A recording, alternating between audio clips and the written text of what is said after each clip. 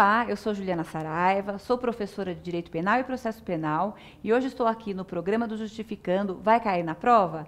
A dica de hoje é sobre a diferenciação entre o erro de tipo e erro de proibição. Essa diferenciação é muito importante, pois é comum ser cobrada em provas e concursos. Vamos começar então identificando a localização dentro do Código Penal de cada um desses institutos. E geralmente a dúvida ela é comum por quê?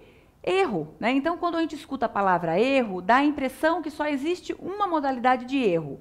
E não, existem várias modalidades de erro, e essas que nós comentaremos hoje aqui na dica, elas são as mais relevantes. Bom, o erro de tipo, ele está localizado no artigo 20 do Código Penal. Vamos começar pelo próprio nome, erro de tipo. Se o nome já diz erro de tipo, possivelmente você já deve fazer o link ao elemento tipo, tipicidade. Lembrando que quando nós aprendemos, quando nós estudamos o tipo penal, os elementos do crime, uma das regras é aquele estudo analítico do crime, em que o primeiro elemento é a tipicidade. Então, erro de tipo, tipicidade. O erro de tipo, previsto lá no artigo 20 do Código Penal, ele traz a possibilidade do agente ele se equivocar a respeito de um elemento constitutivo do tipo penal. Por isso que nós falamos que ele é um erro de tipo essencial. O que ocorre? Um agente, uma pessoa, ele acaba tendo um erro, ele acaba tendo uma distorção da realidade. Ele enxerga a realidade de uma maneira errada.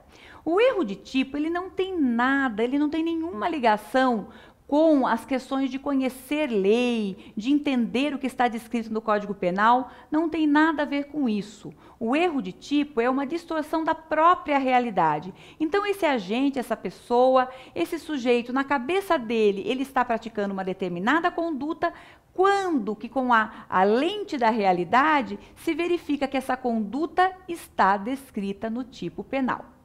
Bom, para que eu possa elucidar esse caso, eu trago uma situação que ocorreu numa cidadezinha chamada Cruzeta, no Rio Grande do Sul. E lá ocorreu um fato muito interessante. A cidadezinha é uma cidade de interior, pequena, onde a taxa de criminalidade é praticamente zero. Um delegado que foi atuar nessa cidade observou que na praça dessa cidade existiam alguns pés, algumas plantações ali de maconha no meio das plantas normais da praça. E ele foi investigar aquilo que ocorreu, né? Então ele sabia, o delegado sabia que aquela era uma planta, que era maconha. Bom, e ele chegou a constatar que não só na praça, mas também várias pessoas, um monte lá de pessoas da cidade, principalmente as pessoas mais idosas, elas também cultivavam na sua residência a maconha. Só que, no entanto, elas levaram um susto quando esse delegado apontou: olha, você está plantando maconha, porque para eles plantavam uma planta medicinal chamada liamba.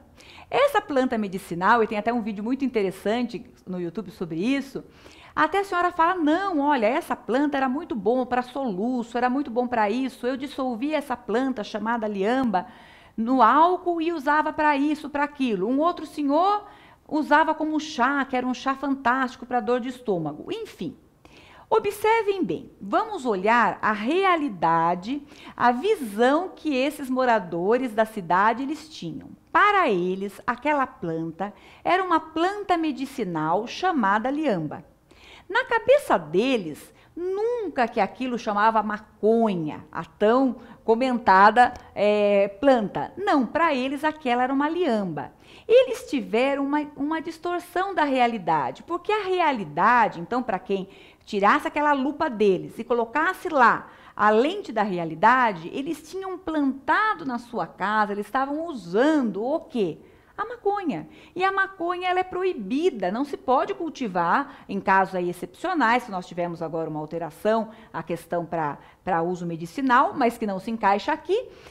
Enfim, eles com a maconha lá, mas para eles tinham uma planta medicinal.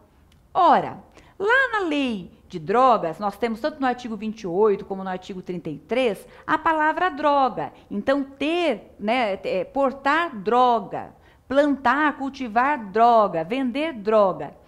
E é justamente a respeito dessa palavra, desse elemento do tipo penal, que eles se equivocaram. Para eles o quê? Plantavam planta medicinal chamada liamba, quando, na verdade, eles plantavam a maconha, que lá na lista da Anvisa está previsto como uma espécie de droga, como uma espécie de entorpecente. Qual, então, é esse instituto? Esse instituto chama-se erro de tipo essencial. E qual que é a consequência do erro de tipo essencial? Ele exclui o dolo e a culpa. E nós sabemos que só existe dolo e culpa, não existe uma outra modalidade. Uma pessoa só pode ser punida por dolo ou culpa. Então, ele exclui o dolo e a culpa e logo a pessoa não responde por nenhum crime. É claro que essa opção ocorre quando o erro for um erro inevitável, aquele erro que qualquer pessoa poderia praticar. E como a cidade era pequena, eles tinham os costumes locais, tudo levava a que qualquer um de lá poderia se equivocar a respeito deste fato. Quando isso acontece, exclui o dolo e a culpa. No entanto, quando o erro é evitável, aquele que você poderia tomar um pouquinho mais de cuidado, ele exclui o dolo, mas há responsabilização por crime culposo, lembrando, quando houver previsão legal, porque nós temos lá a regra da excepcionalidade do crime culposo. E não existe na modalidade aí de cultivar e usar para uso e ter para uso próprio a forma culposa do tráfico de drogas ou do uso de drogas. Sendo assim, neste caso, ainda que o erro fosse evitável, não teria consequência nenhuma. E é muito comum, o erro de tipo, ele é mais comum do que nós imaginamos. E eu conheço uma pessoa, e ela vivenciou isso, na verdade eu conheço várias pessoas, mas vou citar um exemplo. Uma amiga foi viajar e ela foi na correria, tinha uma mala preta e até mesmo porque ela vivia na correria, ela já colocava na mala preta uma fita vermelha daquela fácil de identificar. Bom, chegou lá na esteira do aeroporto, ela foi viajar de avião, a mala chegou, ela retirou a mala da esteira e caminhava tranquilamente para a saída, quando foi abordada por seguranças e a dona, a suposta dona da mala, gritando que ela era uma ladra, né? Enfim, ela muito segura falou, não, imagina, eu tô com a minha mala, né? Enfim, a mala não era dela, a mala era preta como a dela, tinha fita vermelha igual a dela. Para ela transportava coisa própria. Com a lente da realidade, ela o quê? Subtraía coisa alheia móvel, elemento do artigo 155 do Código Penal. Esse é o erro de tipo. Agora vamos falar sobre o erro de proibição. O erro de proibição, também chamado erro sobre a ilicitude do fato, e justamente por isso muitas pessoas pensam que o erro sobre a ilicitude de fato é uma causa excludente de ilicitude. Não.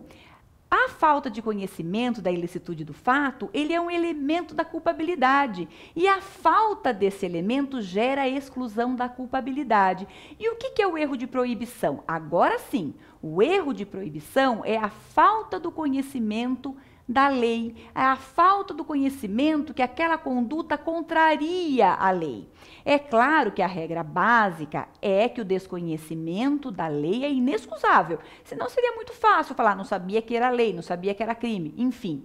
Mas em situações excepcionais, o legislador acredita nessa falta de conhecimento da lei. São situações excepcionalíssimas. Quando isso for constatado, exclui-se também a pena pelo quê? Pela culpabilidade, é uma exclusão pela excludente de culpabilidade. Aqui, ao contrário do que do erro de tipo, ela tem noção da realidade, a pessoa sabe o que ela está fazendo, no entanto, ela acredita que aquilo não é crime. Então, vamos voltar para facilitar para aquele mesmo exemplo que eu dei no começo do nosso vídeo. Imaginemos que um morador dessa cidade soubesse que aquela planta era maconha, mas era uma pessoa muito simples, com pouco estudo, numa cidade muito distante da modernidade, sem acesso a meios de internet, ele pega aquela planta sabendo que é a maconha e ele planta na casa dele porque ele acha que ele pode ter aquela planta para fins medicinais. Ele ouviu, pode para fins medicinais, e ele planta porque ele acredita que aquilo é lícito. Só que, na verdade, ele não poderia fazer isso. O mesmo delegado passa na frente da casa dele e descobre que ele tem aquela plantaçãozinha ali, né?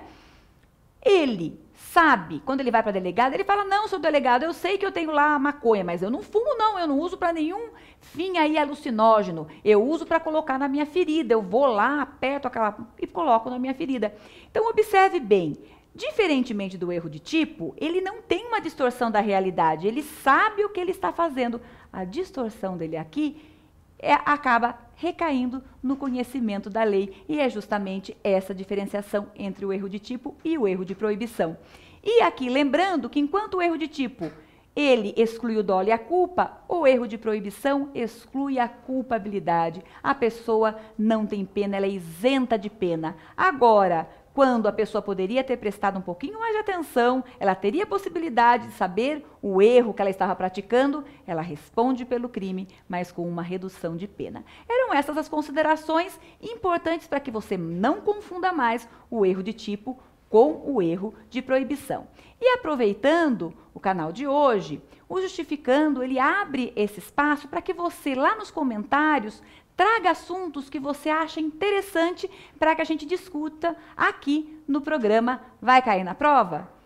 Então, aproveite esse espaço, agradeço a audiência e muito obrigada.